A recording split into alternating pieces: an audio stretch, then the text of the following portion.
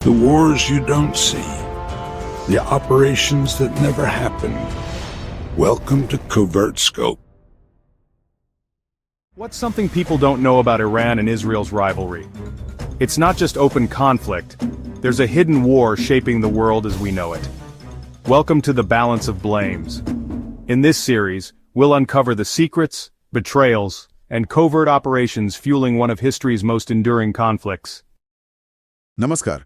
आज हम एक बहुत ही अहम और उलझे हुए मुद्दे पर बात करने वाले हैं, ईरान और इजराइल के बीच का टकराव।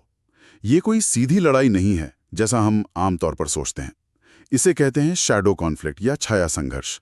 मतलब पर्दे के पीछे बहुत कुछ चलता रहता है। सैन्य चालें, साइबर अटैक, खुफिया ऑपरेशंस और हाँ, पूरे मिडल ईस्ट में अपना दबदबा बढ़ाने की कोशिश। आज हम कोशिश करेंगे कि हमारे पास जो जानकारी है उसके आधार पर इस पूरे संघर्ष के इतिहास और आज के हालात को थोड़ा बेहतर समझ सकें। और देखिए, शुरुआत एक बड़ी दिलचस्प बात से करते हैं। आपको शायद यकीन न हो, लेकिन 1979 की ईरानी क्रांति से पहले ईरान और इजराइल में काफी दोस्ती थी, करीबी सहयोगी थे। हाँ, ये बात बहुत लोग नहीं जानते। शाह के ईरान में इजराइल ने ईरान की मिलिट्री और इंफ्रास्ट्रक्चर बनाने में काफी मदद की थी। और ईरान इजराइल को तेल बेचता था। तो सवाल ये है कि ये दोस्ती इतनी कड़वी दुश्मनी में कैसे बदल गई? देखिए, 1979 की जो ईरानी क्रांति थी, वो एक टर्निंग पॉइंट था, निर्णायक मोड़। शाह को हटा दिया गया, अयतुल्ला खुमैनी सत्ता में आ गए। बिल्कुल, और आते ही उन्होंने इजराइल को इस्लाम का दुश्मन घोषित कर दिया। सारे रिश्ते खत्म।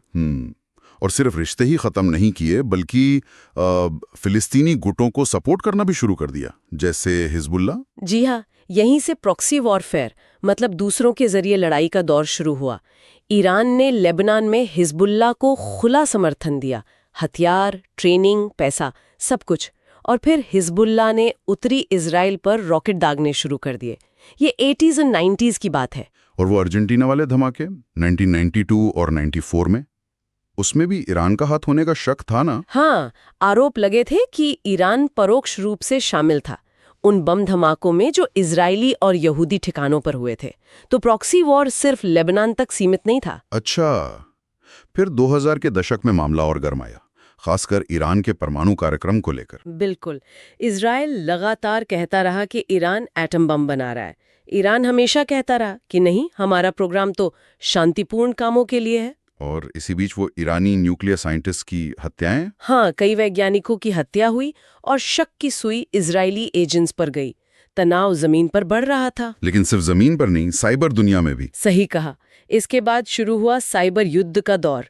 2010 का स्टक्सनेट वायरस हमला बहुत बड़ा था। स्टक्सनेट? हाँ, सुना है इसके बारे में। कहते हैं अमेरिका और इजराइल ने मिलकर किया था। माना तो यही जाता है। इसने ईरान के जो न्यूक्लियर सेंट्रीफ्यूजेस थे उन्हें काफी नुकसान पहुंचाया। और उसके बाद से तो जैसे सिलसिला चल पड़ा।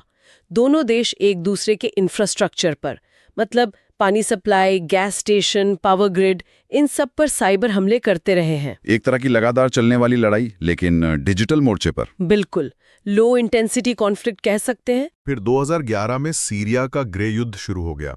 इसने तो एक नया ही मोर्चा खोल दिया। हाँ, सीरिया एक बहुत अहम बैटल ग्राउंड बन गया। ईरान ने खुलकर बशर अल असद सरकार का साथ दिया, अपनी कुद्स फोर्स भेजी। और दूसरी तरफ इजराइल ने सीरिया में सैकड़ों हवाई हमले किए। उनका मकसद क्या था? मतलब वो क्यों हमले कर रहे थे सीरिया में? इजराइल का मेन फोकस था सीरिया में ईरान की बढ़ती हुई मिलिट्री प्रेजेंस को रोकना। वो नहीं चाहते थे कि ईरान उनके बॉर्डर के इतने करीब अपनी पैठ बना ले। और साथ ही हिजबुल्ला तक जो हथियार पहुंच रहे थे सीरिया के रास्ते, उस सप्लाई लाइन को काटना भी उनका एक बड़ा मकसद था।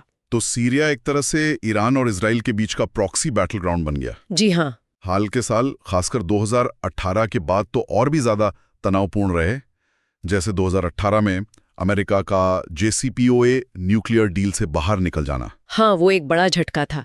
उसके बाद ईरान ने भी अपना यूरेनियम एनरिचमेंट बढ़ा दिया। फिर 2020 में अमेरिका ने ईरान के टॉप जनरल कासिम सुलेमानी को मार दिया। वो भी एक बहुत बड़ी घटना थी जिसने तनाव को एकदम चरम पर पहुंचा दिया था।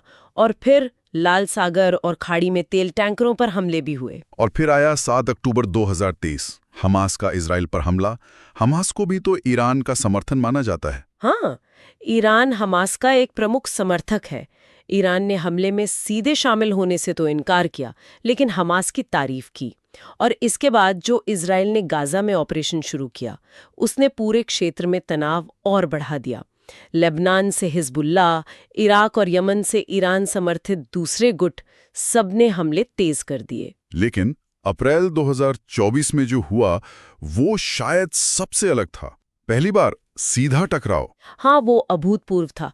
इजराइल ने दिमिश्क में ईरानी कॉन्सुलेट पर हमला किया, जिसमें कई सीनियर ईरानी कमांडर मारे गए। और ईरान ने इसका जवाब दिया।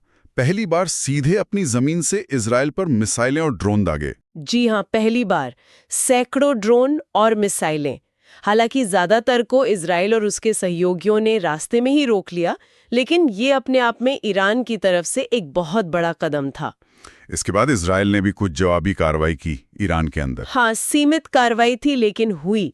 तो ये दशकों के शाया युद्ध के बाद पहला खुला सैन्य आदान प्रदान था दोनों देशों के बीच। तो आज यानी हम मध्य 2025 की बात कर रहे हैं। स्थिति क्या है? जैसा कि सूत्र बता रहे हैं, कोई फुल स्केल वॉर तो नहीं छिड़ा? नहीं, खुला युद्ध तो नहीं है, लेकिन तनाव बहुत ज्यादा है।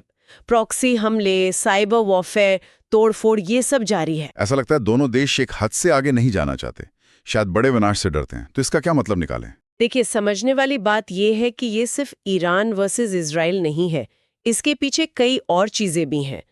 शिया बनाम सुन्नी खिलाज नीति, अमेरिका ईरान की पुरानी दुश्मनी, फिलिस्तीन का मुद्दा, और हाँ, पूरे मिडल ईस्ट में कौन ज्यादा ताकतवर बनेगा, इसकी होड़। ये सब मिलकर इसे बहुत कॉम्प्लेक्स बना देते हैं। तो फिलहाल कोई शांति समझौते या तनाव में बड़ी कमी की उम्मीद कमी है? लगता तो नहीं है। पर्दे के पीछे डिप्लोमेसी चल रही होगी, ओमान, कतर या शायद यूरोपियन देशों के जरिए, लेकिन जमीनी हालात बहुत नाजुक है।